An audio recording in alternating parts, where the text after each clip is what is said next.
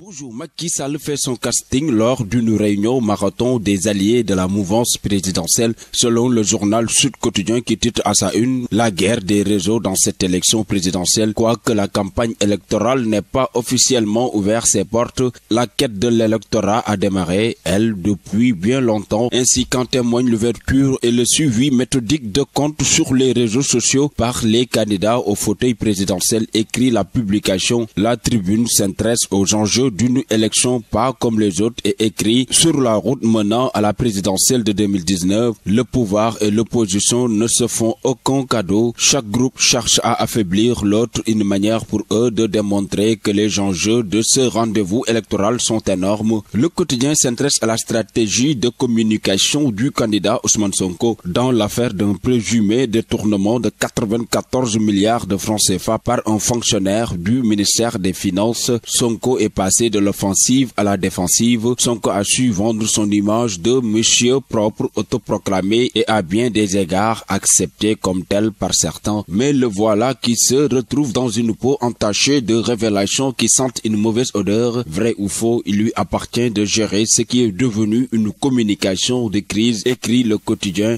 au sujet de la polémique sur le titre foncier de 250 hectares soulevé par Ousmane Sonko. Vox Populi signale que la société civile s'empare des 94 milliards de francs CFA. Selon le journal Le Forum Civil et le COS M23 interpellent le procureur de la République. Pour sa part, Source A signale que la hausse du prix de l'électricité est inéluctable après 2019 malgré les certitudes de la Sénélec, citant une étude de la commission de l'électricité dont il a eu connaissance. Le journal écrit que la Sénélec sera dans l'obligation d'effectuer une relecture des prix car la fracture énergétique sera quasi insupportable et l'État appliquera la vérité des prix par une hausse. Le Témoin met en exergue les 104 milliards de francs CFA d'appui budgétaire de la Banque mondiale en faveur du Sénégal et titre perfusion record de la Banque mondiale. La signature de l'accord d'un deuxième appui budgétaire aux réformes structurelles a eu lieu jeudi au ministère de l'économie, des finances et du plan. Le document a été signé par Amadou Ba, le ministre de l'économie. Pour terminer, Le Soleil ouvre ses colonnes à El Hadji Ibrahima Sall, économiste,